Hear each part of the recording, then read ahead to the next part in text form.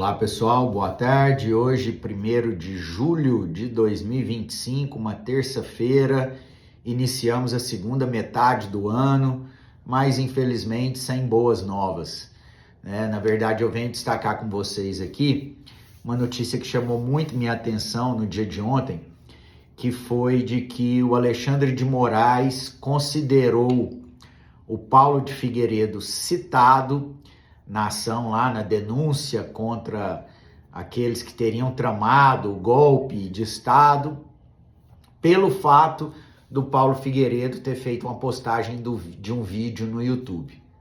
Pessoal, isso é muito grave e isso é uma aberração jurídica, e eu explico por quê.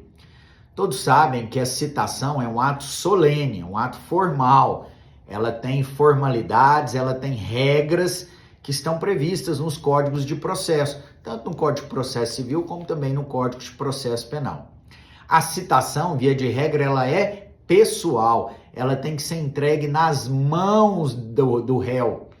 E nessa citação devem ser entregues, deve ser dado conhecimento ao réu de tudo aquilo que ele é acusado, de qual é o processo que ele vai responder, qual que é a causa jurídica, quais são os argumentos, quais são as teses, quais são as provas que foram juntadas pela acusação, e tudo isso exatamente para ele ter condições de fazer a sua defesa de forma adequada. E fazendo a sua defesa de forma adequada, aí nós temos a garantia de um outro princípio constitucional, que é a garantia do contraditório e da ampla defesa. Portanto, o fato de você, de certa forma, demonstrar que tem conhecimento sobre um determinado fato não pode ser equiparado à citação.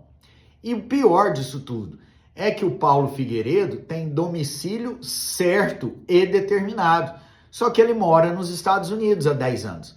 E aí o Alexandre de Moraes, com receio de fazer o caminho que seria o regular, qual que seria o caminho? A citação por meio de carta rogatória.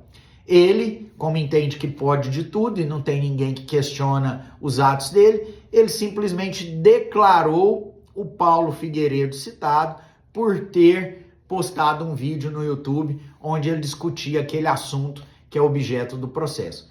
Então isso é um erro muito grave e, além disso, isso a comunidade jurídica tem que entender. Isso pode ter um reflexo cascata sobre decisões de tribunais inferiores. Então imagine se a moda pega. Ora, se o ministro do STF faz isso, por que um desembargador de um tribunal estadual não poderá fazê-lo? Por que um juiz de primeira instância não poderá fazê-lo?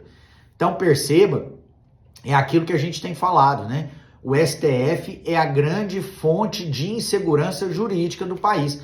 A todo momento ele está invertendo regras, princípios, jurisprudências, com a sanha de punir e perseguir os seus opositores políticos, porque o STF virou um órgão político e não jurídico. Então, mais um absurdo, estou aqui aguardando notas de indignação por parte da OAB e demais entidades de classe, mas enquanto isso não acontece, vamos fazer o nosso papel aqui de cidadão, de apontar os erros, colocar o dedo na ferida, apontar os erros e cobrar das autoridades que façam a coisa certa. E se você concorda com essa análise, acha que esse discurso ele deve ser ampliado, vamos contaminar mais pessoas que defendem a liberdade, que defendem o Estado de Direito, que defendem um Estado democrático de direito. Então peço seu apoio, Curte, compartilhe, comente, inscreva-se no canal, faço aqui análises semanais, pelo menos 2 a 3 análises semanais sobre esses principais fatos jurídicos, políticos e econômicos do Brasil. Grande abraço.